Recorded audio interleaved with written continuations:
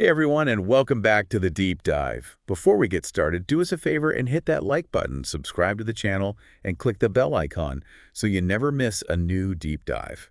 We've got a really fascinating topic today. Oh, yeah. It's inclusive growth in India. I'm excited for this one. Yeah, and it's especially relevant for anyone prepping for the UPSC exam. Hmm. It's going to tie in really well with the GS3 paper on the Indian economy. Yeah, especially for those who are just starting their UPSC journey. Exactly. This is a fundamental concept. Absolutely. So to help us break it all down, we've got some fantastic resources from PU1 IAISS. They always do a great job explaining these complex topics. Right. And to guide us through it all, we have our expert who has a deep understanding of India's development journey. Welcome to the show. Thanks for having me. Always happy to dive into these discussions. Okay, so let's jump right in. Our source defines inclusive growth in a few different ways. We see terms like comprehensive growth, shared growth, pro-poor growth, but it seems like the main idea is that all parts of society should be participating in and benefiting from economic growth. Yeah, that's the core of it. It's not enough to just look at overall economic indicators. Why GDP? Right, like GDP growth. We need to go deeper and see how that growth is actually distributed. Are some groups being left behind? Are there huge differences between different regions? Yeah. Are the benefits trickling down to everyone? Those are the key questions. Yeah. And the World Bank has this quote that really sums it up well. They say, inclusive growth refers both to the pace and pattern of growth, which are interlinked and must be addressed together. I like that. It's a powerful statement, right? It is. It really highlights that inclusive growth isn't just about how fast an economy is growing, but it's also about the quality of that growth. Right. How are those benefits spread out? Making sure everyone benefits, not just a select few. Exactly. And this is especially crucial for a country like India, right? Oh, absolutely. With its massive population and, all the social diversity. So many different groups. Right. Different regions, different backgrounds. Yeah.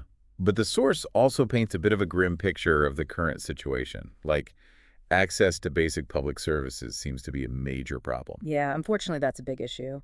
The source points out that public spending on essential things like education and healthcare is really low, like only 1–2% of GDP. Wow, that's shockingly low. It is, and it has serious consequences, Yeah. especially for people who are already struggling. Yeah, it's like trying to build a house on a weak foundation. Yeah. If those basic building blocks aren't there, it's just not going to be stable. Exactly. And that lack of investment in those essential areas leads to other problems, Like what kinds of problems? Well, we see things like institutions that vary in quality. So if some are good, some aren't. Right. And then there are regional disparities. Some areas are much better off than others. And of course, there's still social inequality. Yeah, it's a whole web of interconnected issues. A lot to untangle. It's complex. And then there's the issue of malnutrition, Yeah. which the source highlights as a major concern.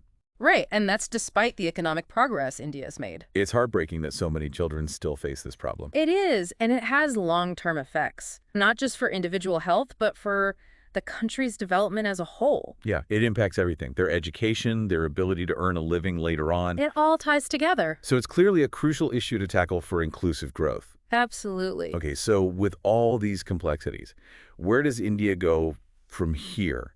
What are the key elements that need to be addressed to make inclusive growth a reality? Well, the source outlines several essential elements, and I think skill development is one of the most crucial ones. Skill development makes sense, Mm-hmm. especially in a rapidly evolving economy. Oh, absolutely. People need the right skills to keep up. Exactly. And the source points out this really interesting duality in India's skills landscape. What do you mean by duality? Well, on the one hand, there's a shortage of highly skilled workers in specific fields. Okay, so we need more specialists. Yes, but then on the other hand, you have a large portion of the population that's either underemployed or unemployed, even if they do have some basic skills. It's like having all the pieces of a puzzle, but they don't quite fit together. We need to connect those people with the right jobs. That's a great way to put it. It's a complex challenge that requires policies and programs to bridge that gap. Right, equipping people with the skills that are in demand. And finding ways to get those who are out of work into meaningful jobs. Makes sense. The source also emphasizes financial inclusion, which seems especially important in the digital age. Oh, it's critical. Financial inclusion means everyone, regardless of income or social status, has access to financial services. Things like bank accounts, Yes, bank accounts, credit insurance. so they can save, invest, and build a secure financial future. Exactly. It's about giving everyone the tools to participate in the economy.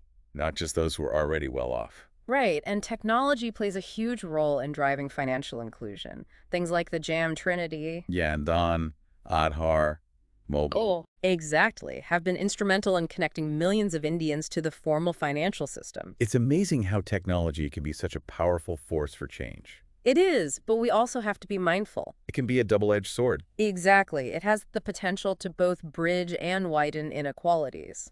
So we need to be careful about how we deploy it. We need to ensure equitable access to technology Yeah. and that everyone has the skills to use it effectively. Digital literacy. Right, digital literacy is crucial. So we've got skill development, financial inclusion, technological advancement, but we also need to think about the bigger picture.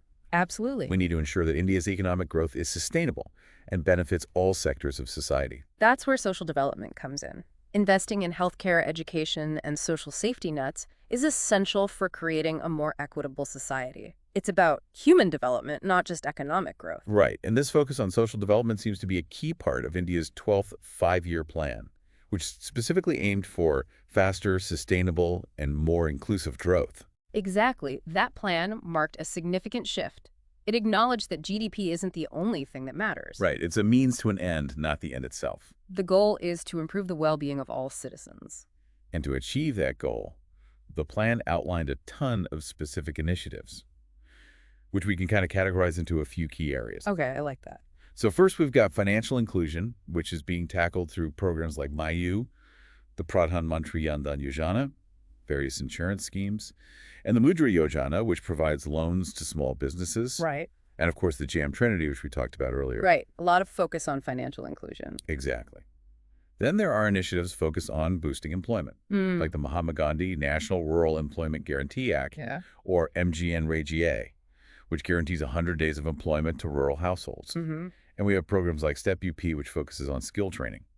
And there's Swarna Jayanti Shahari Rozgar Yojana, which promotes urban self-employment. It's good to see that focus on employment generation. Yeah, then in the agricultural sector, we see initiatives like the Pradhan Mantri Krishi Sinchai Yojana, which aims to improve irrigation. Oh.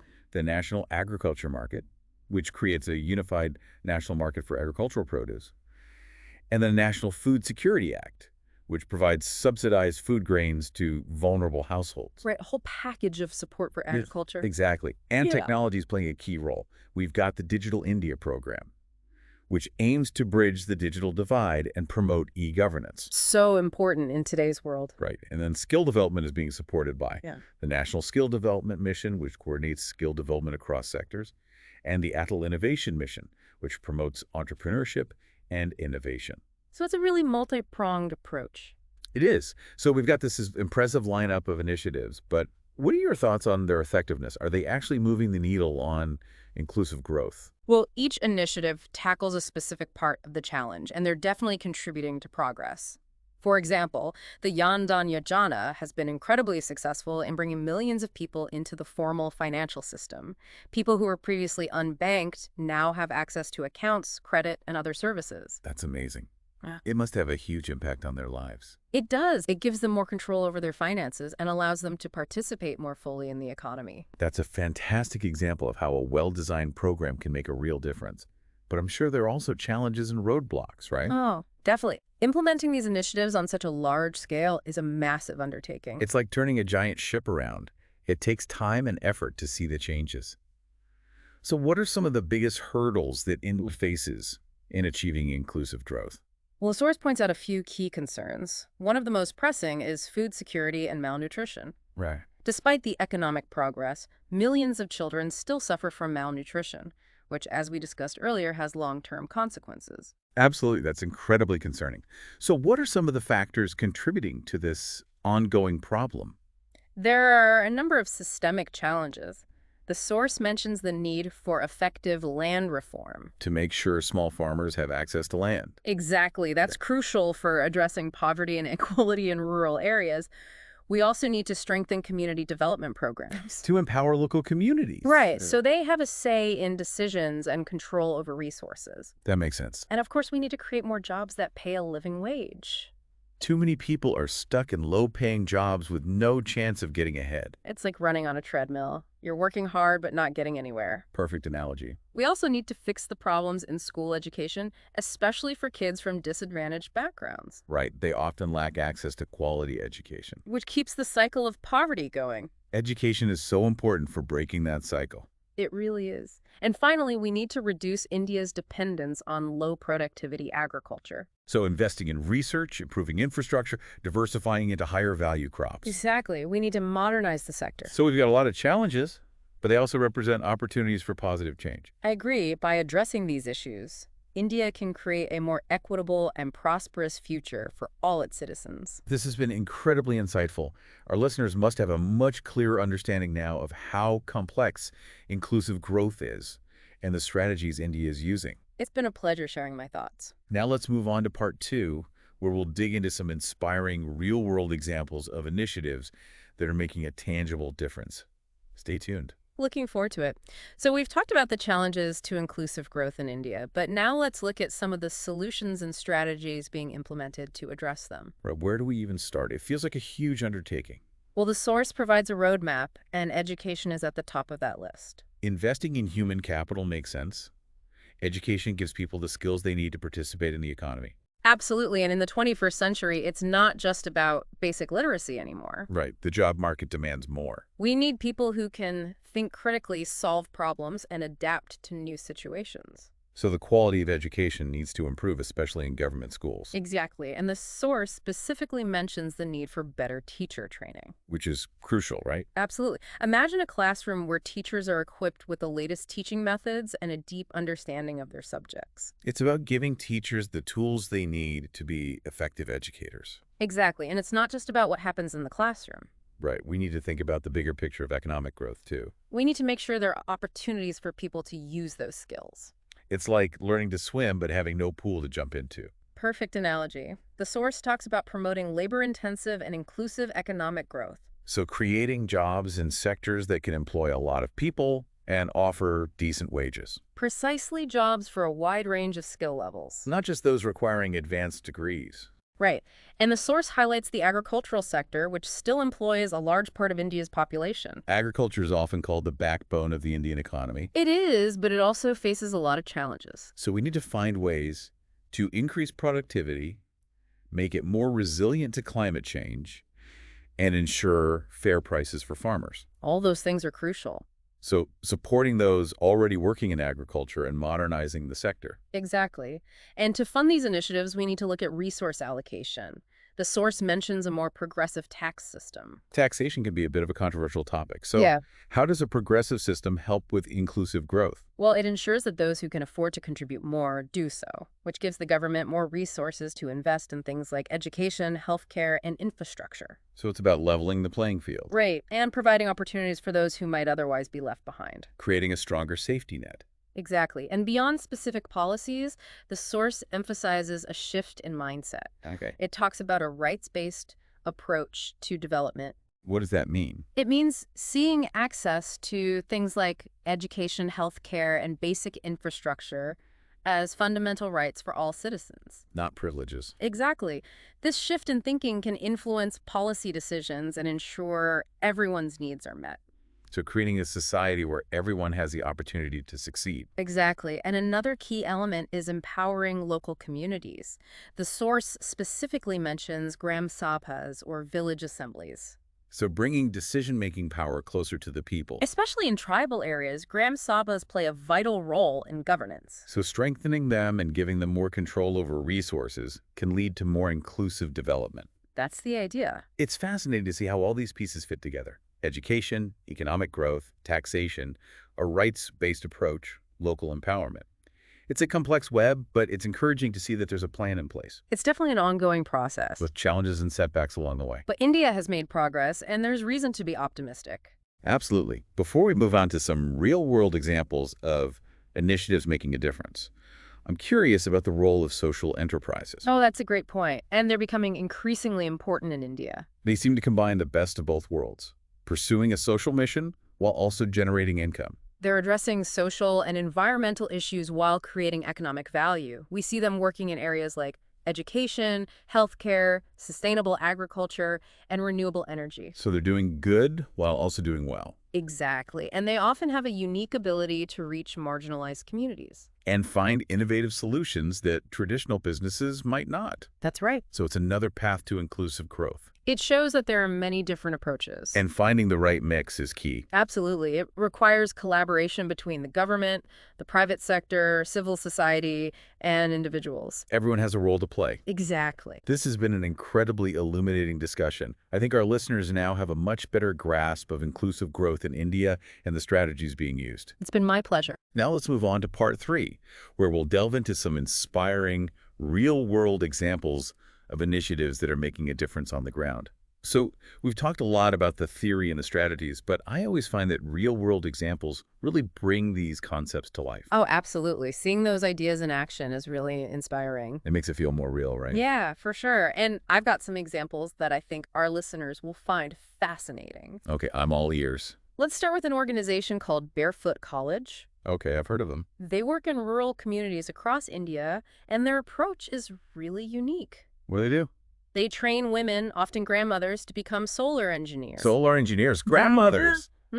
It's incredible. That's amazing. These women, who often have limited formal education, learn how to install and maintain solar power systems. Wow. Bringing electricity to their villages for the first time. So it's not just about the service, it's about empowering those women. Exactly. It's skill development, employment, access to energy, and gender empowerment all in one way. That's incredible. Yeah. It shows how much impact even a small initiative can have. Exactly. And speaking of impact, let's move on to Drip Tech. They're focused on helping smallholder farmers. Okay, I've heard of drip irrigation, Right. They develop and distribute affordable drip irrigation systems. which is a much more efficient way to water crops. Exactly. It delivers water directly to the roots of plants. So less waste and higher yields. Right. For farmers who often face water scarcity, this technology can be a game changer. It makes their lives easier and their farms more sustainable. Exactly. It's a great example of how technology can be used to promote inclusive growth in a practical way. Love it.